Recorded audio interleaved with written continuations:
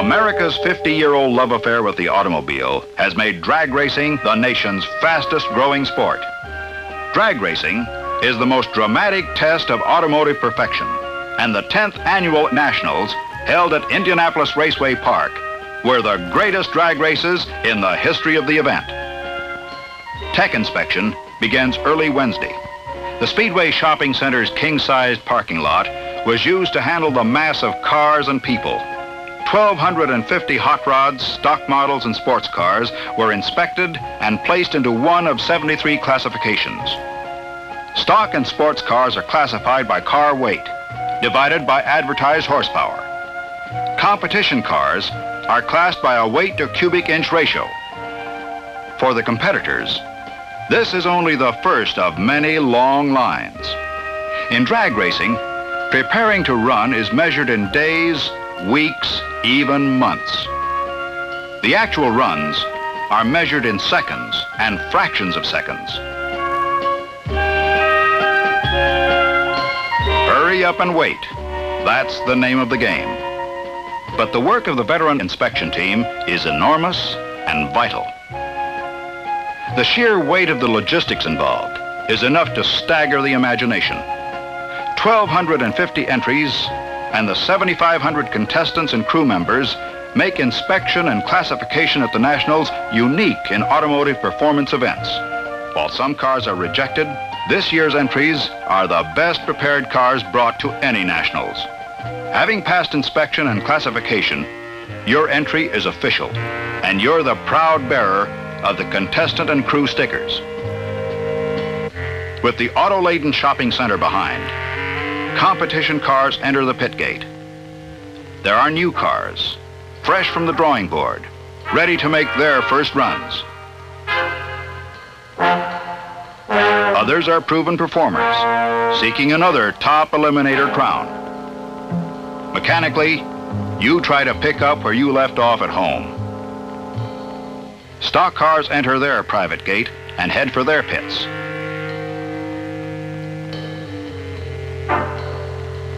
When you feel you're ready to hit the strip, you line up again.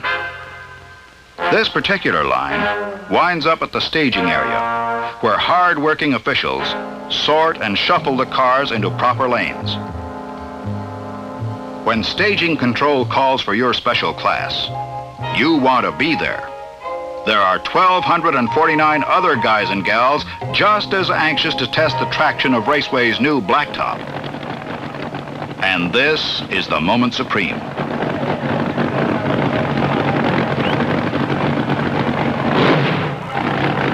(1,816 timed runs will be made today.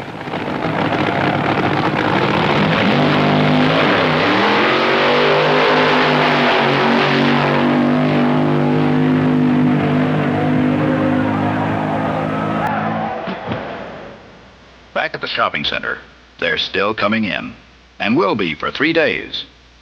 The tech inspectors continue their search for safety and strict adherence to the rule book. Drag racing is a form of automotive togetherness, a fun activity shared by the whole family. It's a team effort where each individual role contributes to the victory, the excitement, or the bitter disappointment of the day. The inspection area itself is an adventure in mechanical design, ingenuity, and workmanship. And there are other attractions to watch.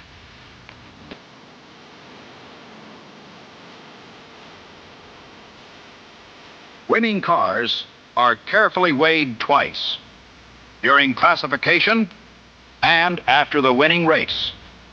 And they'd better weigh the same. Before he arrived at Indianapolis, Don Garlits and his famous Dodge-powered Windjammer have thrown the challenge to the Fueler field. Earlier in the month, Don cracked the 200-mile barrier, the 4-minute mile of drag racing. His history-making run was clocked at 201.34 miles per hour, and the elapsed time was 7.78 seconds. But before any new speed records can be set, time seems to stand still for those not yet officially qualified as contestants.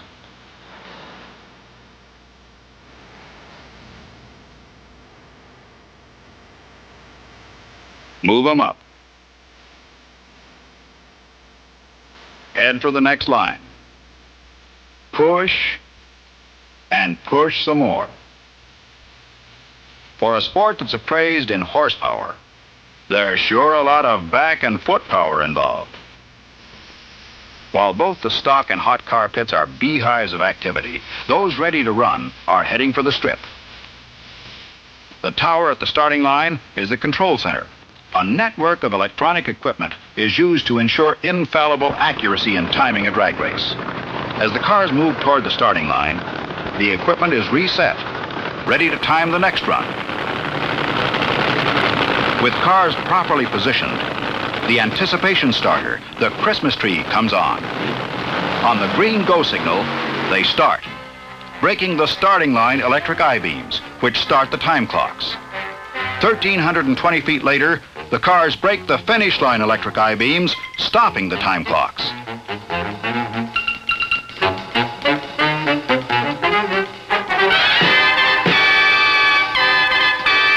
The elapsed time between the two light beams is measured to within 1/10,000th of a second. Lane lights quickly show the spectators the winning lane. On Friday, Connie Kalita blisters the strip with a sensational run of 200 miles per hour, the first double-century performance in the 10-year history of the Nationals. Kalita has provided proof positive that only record-shattering efforts will get the job done this year. Meanwhile, the constant tuning and last-minute adjustments continue. If you run out of daylight, it's back to the motel for night work.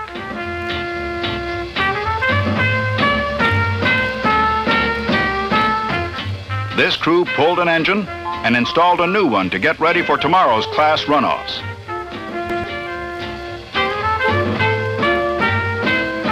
When you've come this far, you don't let a sick engine keep you off the strip. Dave Strickler gets set for the A Factory Experimental Class event. This class features those entries with limited production and special performance options. Strickler slams through the gears.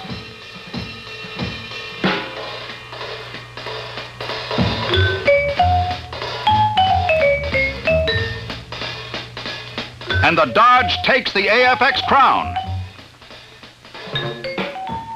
Wally Parks asks Big Daddy Garlits about the combination he'll use in his quest for his first top eliminator title. Take this opportunity right now, Don, to say hello and congratulations and all those good things that are due to you for what you've been accomplishing.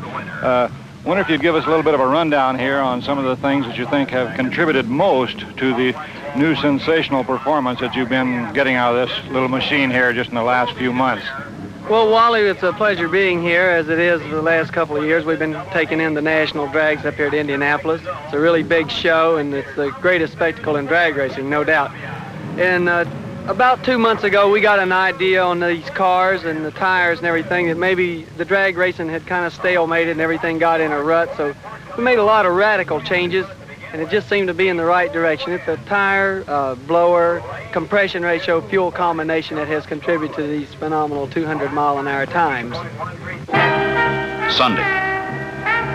Almost 50,000 drag racing fans jam Indianapolis Raceway Park to witness the action-packed trophy runs. Sam Perriott, age 62, takes the AA Modified Sports Car title with a 10.41 ET, top speed 147.54. Maynard Rupp and the Logie Stamping Streamliner number 18 and Bernie Regals meet for the A-Fuel Dragster Trophy.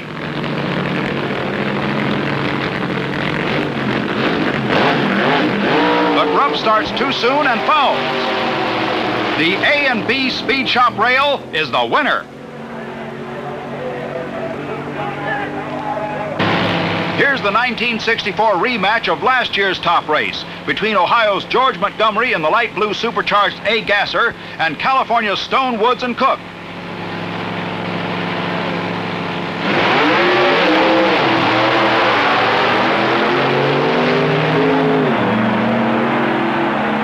Montgomery takes it again this year. The Hill and Zartman C Gasser in lane number 1 battles Larry Teeter's beautiful maroon car in lane number 2. Teeter wins the close race. In lane number 1, it's the orange pickup of Eugene Chumbella, Culver City, California, against Jack Merkel from Ridgewood, New York, for the B Supercharged Gas Honors. Merkel quickly leaves his challenger behind, and 10.54 seconds later, wraps up the class title. In the C Dragster competition, number 139 went across the line, stopped. John Lundberg, the voice of the drag strip, describes the action. Fantastic operation. The crowd is really behind this guy. Pushing his car all the way down the quarter mile by hand. And believe me, that 1,400 to 1,500 pounds of that car is going to be awfully heavy by the time he gets to the end of the quarter mile. He's moving towards the finish line now, and in just a second the wind lights would go on saying he's completed the quarter mile.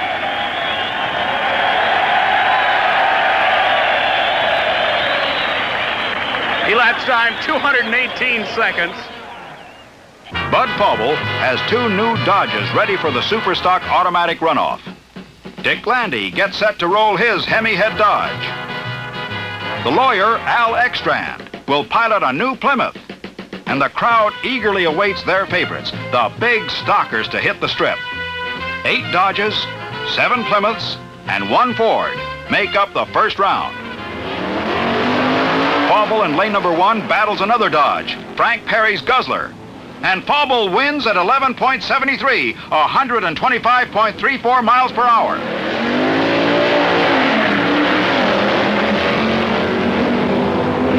Paul Russo in the red Plymouth eliminates Arlen Banky in lane number 1. As Color Me Gone and the Lawman come to the line. Linda Mood fouls, and Al Ekstrand strokes it to move to the next round.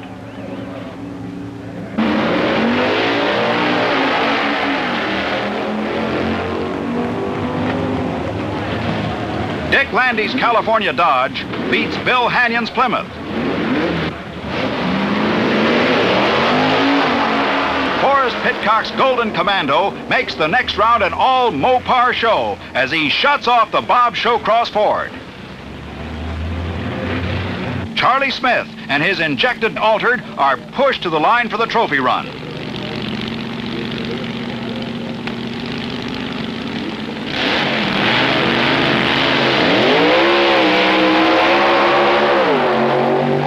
Charlie slams the door on the good neighbor policy as he beats Bill Kidd from London, Ontario, Canada. Chuck Seabrook in lane number 1 fouls, and Kay Sissel of Rosemead, California in lane number 2 becomes the D-Altered King. For top AA Street Roadster honors, it's the Ventura Motor Olds-powered machine against the Yellow Jack 2 from New Jersey in lane number 2. Dick Gazen wins in lane number 1 for the Ventura crew. Jack Chrisman drives the crowd-pleasing Saxon Sun-blown Mercury Comet running in B-Fuel Dragster class.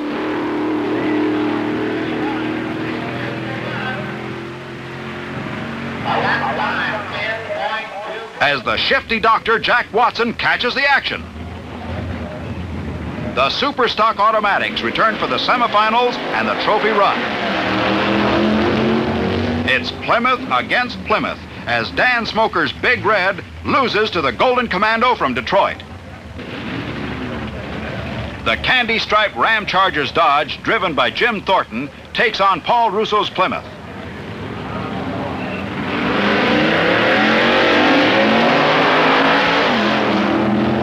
Thornton wins it with a top speed of 128.93 miles per hour and an 11.26 ET and moves into the finals against the Golden Commando, driven by Pitcock.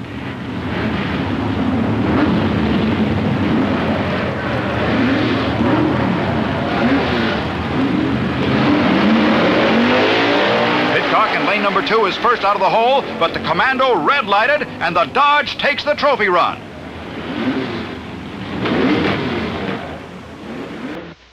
Meanwhile, the dragster pit area is still the world's busiest open-air garage.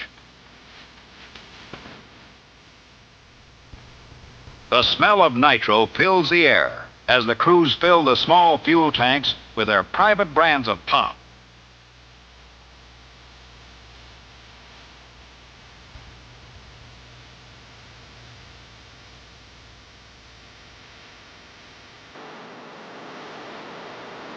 This year, dragster drivers are required to pass a driver's test and receive a special driver's license before they can compete.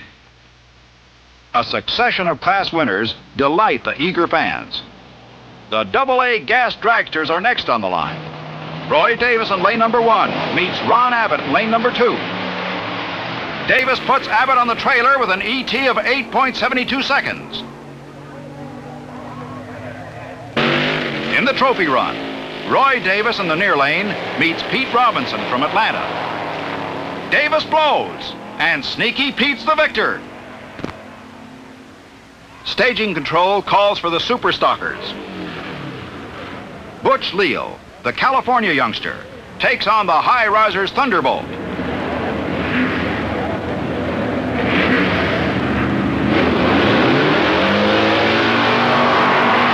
Watch it!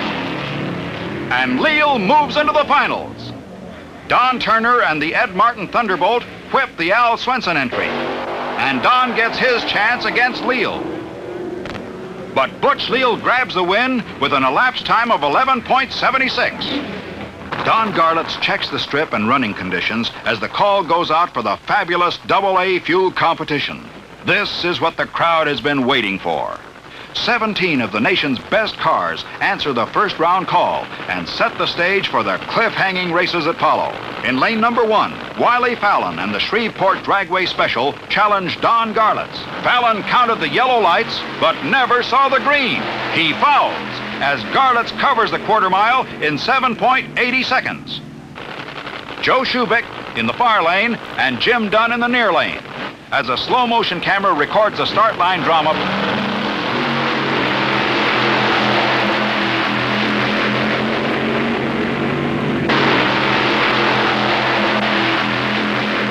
Schubeck backs off to regain control, but wins as Davis blows in the lights.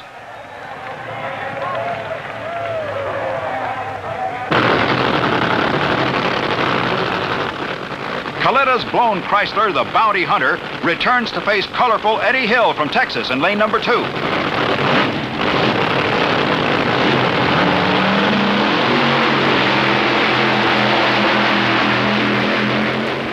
Connie lights the fuse and blasts into the finals against Garlits.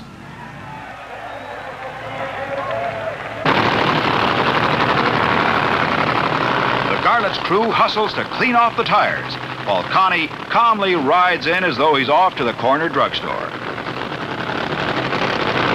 Together, they move to the line.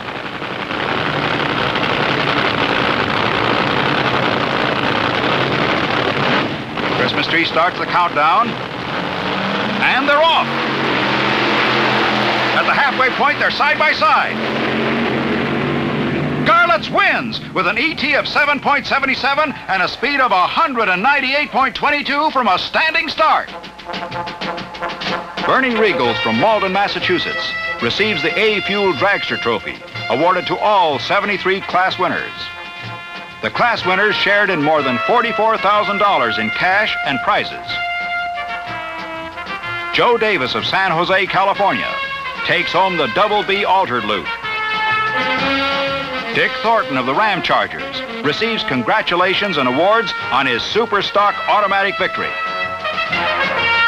Dave Weber and the Pussycat from Cleveland, Ohio, takes B competition honors, and Sam Cunningham's Corvette is the top C modified sports car. Monday, final eliminations day. 126,000 people in 5 days have filed through the spectators' gates to watch the cars blast down the quarter mile. The 1,250 entries will be down to 6 major eliminator winners after today's runs. The handicap system goes into operation today. Each set of lights on the Christmas tree can be controlled independently, allowing the slower car a head start. Handicaps are based on the difference in class national records. First up is the Street Eliminator event. George Montgomery's A-Gas Supercharged versus Dave Strickler's AFX winner.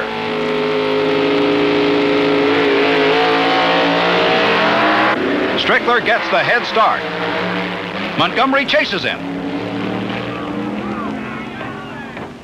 And Montgomery blasts by to win. In the final, it's 930 Ralph Holloman and his C-modified production class leader against Lunati. Joe Lunati from Memphis takes a quick lead and becomes the street eliminator for 64. Here's John Lundberg again. Here's the competition eliminator final. The supercharged fuel-injected Chevrolet Fiat of Davis and Ingram against Charlie Smith's plain vanilla Chevy. Here we go. Charlie Smith is going to have a chance to come from the rear. Davis and Ingram still out of the lead. Charlie Smith coming on. Charlie Smith from Oklahoma City accepts the competition eliminator awards. John Callender in lane number 1 and Phil Chisholm meet for the junior stock crown.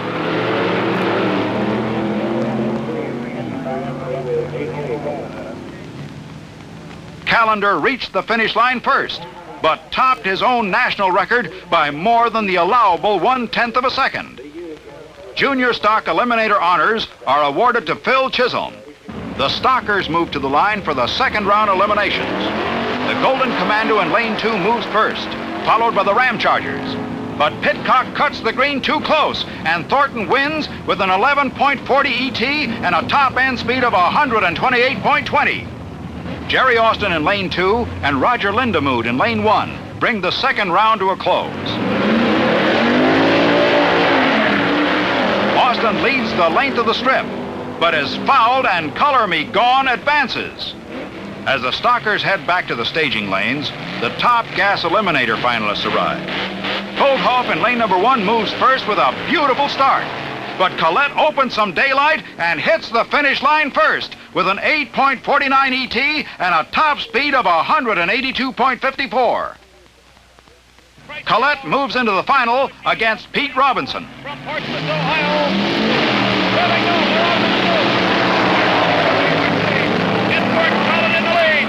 Pete Robinson going hard. Gordy Collett takes it. Gordon Collette of Portsmouth, Ohio, is the top gas eliminator at the Nationals. He takes home the trophy, a new Mustang, cash, and other valuable prizes. Staging control calls for the fuel competition as the stock third round gets underway.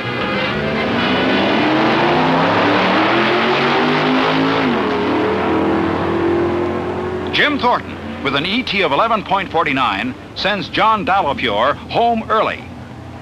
Roger Lindemood and Dick Landy roll to the line.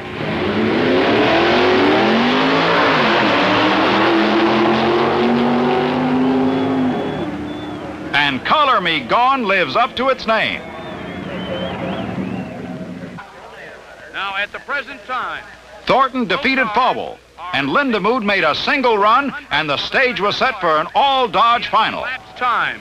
In the semi-final round, the Ram Chargers ran 11:31, and Color Me Gone ran 11:45. The next sound you will hear will be that of the Mr. Stock Eliminator Run here at Indianapolis Raceway Park. Out of the chute they go. It's a good start. We could have an upset. It's Color Me Gone in the lead. The Ram Chargers coming on hard. The winner is Color Me Gone. The Color Me Gone Dodge won it. A big upset in the crowd. And Dodge, for the second consecutive year, is the top stock car at the Nationals. Driver Roger Lindemood and owner-mechanic Dick Branster reap the rewards of victory.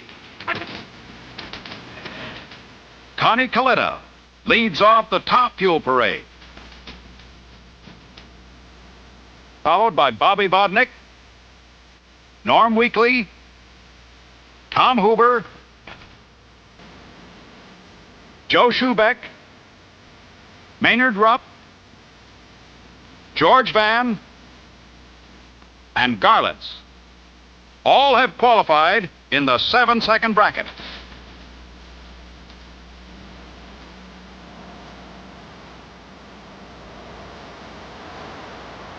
Included in the first round was the Hoover versus Coletta match. What happened? Tom Hoover against Connie Coletta.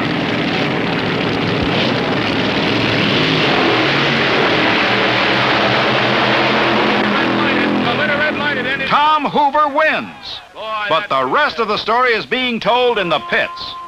The first round runs have taken their toll. 3 of the 4 semifinalists are in the pits for repairs and may never return to the strip again today. Joe Schubeck must replace a rear end. The Frantic 4, Weekly, Rivero, Fox, and Holding have stripped number 71 down to the bare chassis. Tom Hoover blew an engine on the win over Kalita. Williams joins the other 3 in the pits after a tremendous solo run with a $half size hole in one of the big pistons. Crew members are joined by competitors. Everyone in the pits offers whatever is needed, tools, parts, or a strong back. After 5 wild days, they're still building cars at the Nationals. Only Jack Williams makes the call to challenge Garlits and the Windjammer within the allotted time.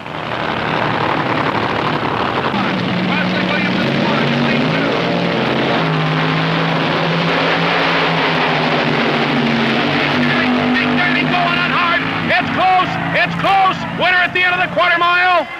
Don Garlits wins it. Don Garlits wins it. And the crowd goes wild. He was definitely ahead. And then all of a sudden, the baby came on and said, zap, half a car. Zap, half a car. And that's the story of drag racing. Well said by Don Garlits. Zap, it was half a car. Big Daddy's record-shattering run is a fitting climax to this, the 10th annual NHRA